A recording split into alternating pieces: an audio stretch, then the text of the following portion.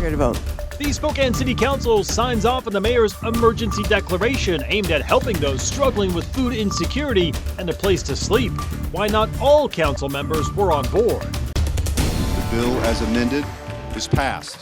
Meantime, in the nation's capital, the historic government shutdown one step closer to finally ending.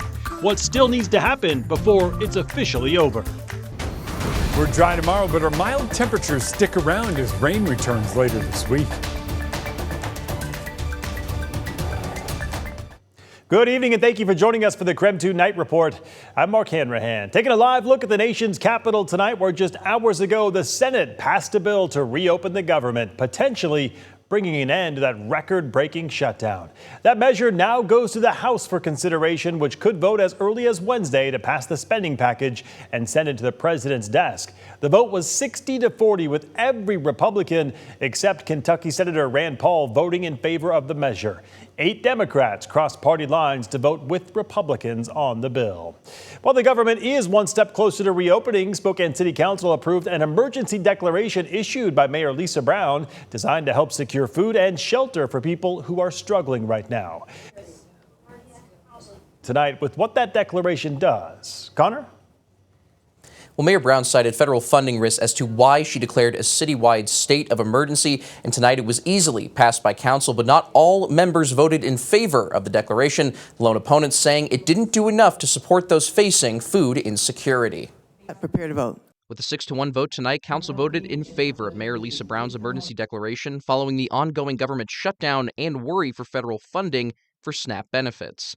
Additionally, it writes the city will fund 50 additional shelter beds, speed up eviction prevention contracts, and fund mobile medication-assisted treatment to substitute any dwindling government funds. We want to go upstream and prevent more homelessness. Spokane Mayor Lisa Brown made the declaration in October. Between then and now, a U.S. district judge directed the Department of Agriculture to fully fund SNAP benefits during the shutdown. Then, Friday, the Supreme Court granted the Trump administration's emergency appeal to temporarily block that order. While the program remains in legal limbo, Councilmember Jonathan Bingle opposed tonight's resolution. He argues it didn't do enough to help those with food insecurity. It's not about food. It's just not. He argues securing SNAP benefits is only a small part of the mayor's declaration. Millions of dollars and up to $30,000 in food. It's not about food. It's about being able for allowing the mayor to get money out to people to do work without going through the contract process. This is just us ceding our authority to the mayor, and there's nothing else about it. It is just that. Councilmember Kitty Klitsky argued the declaration is about more than SNAP benefits, saying it'll help the city provide counseling and support services to people experiencing homelessness and needing help. This was never just about SNAP benefits for me. This was about combating the stark impacts of poverty that we're already seeing in the city of Spokane and our fentanyl crisis that we've been going through. We've had people coming to us telling us this is an emergency ever since I've been on council. With the vote approved, Council President Betsy Wilkerson clarified council members can terminate any city contracts if they feel the right services are not being provided. These contracts can be terminated at any time. Council has the authority to vote to terminate the contract. So we have not ceded all of our authority. Now, another item on the agenda getting community attention includes the city attempting to purchase long-range acoustic devices, or LRANs. They're devices known for controlling large crowds through communicating on a loudspeaker. Council deferred the agenda item indefinitely. A small protest occurred outside City Hall before the meeting in response to the item being on the original agenda. Connor McAvoy, KREM 2 News. All right, Connor, thank you very much. And right before tonight's meeting started, Councilmember Jonathan Bingle congratulated District 1 candidate Sarah Dixit. In the latest vote tally for the District 1 council seat, Dixit pulled further ahead of Bingle. In a post on Facebook earlier tonight, Bingle saying in part, quote, "As we move forward, we will work to ensure that every vote was counted and counted legitimately. That is not about changing the outcome, it's about honoring the process," unquote.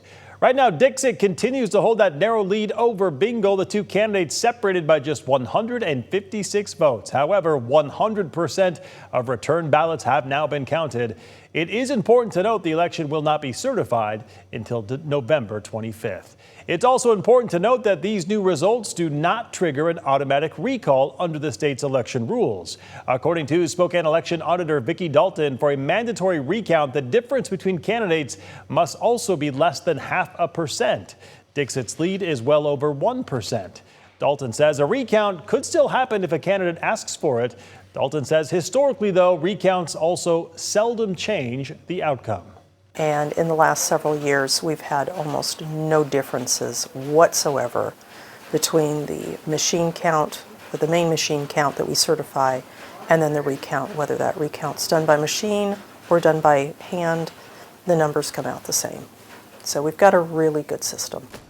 Dalton says the recount would cost the county as well. She says the deposit just to request a recount for this race would be more than $3,200, and the price tag to actually complete new tallies of the vote would be much more expensive.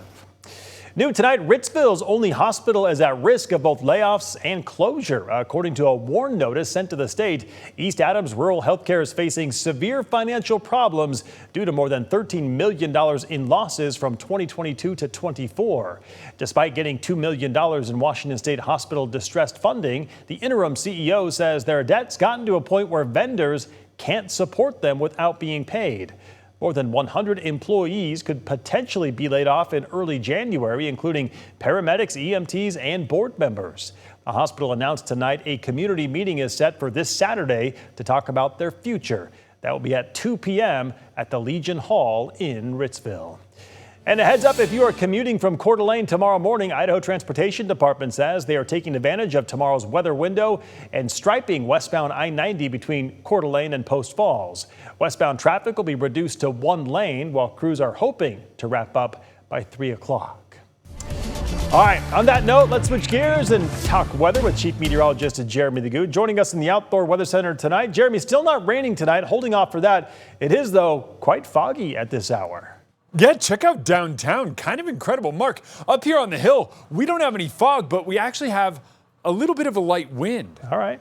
That little bit of a light wind is keeping the fog away. Kind of interesting. 39 degrees where we currently sit, and with calm winds downtown, not much to move that fog, and we have it forming. I think we wake up to some fog tomorrow morning, and I think that's going to be a big factor in how warm we get during the day.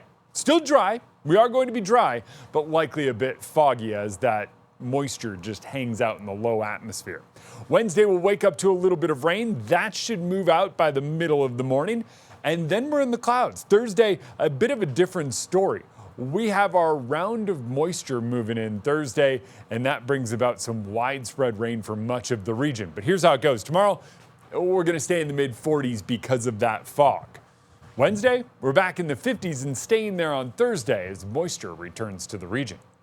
All right, sounds good, Jeremy. We'll check back in with you later in the broadcast. All right, don't go to bed just yet. The Washington State Treasurer sitting down with KREM 2 tonight. What he has to say about funding for the North-South corridor.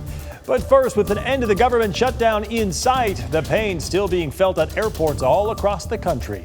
The latest from SeaTac coming up in just 90 seconds.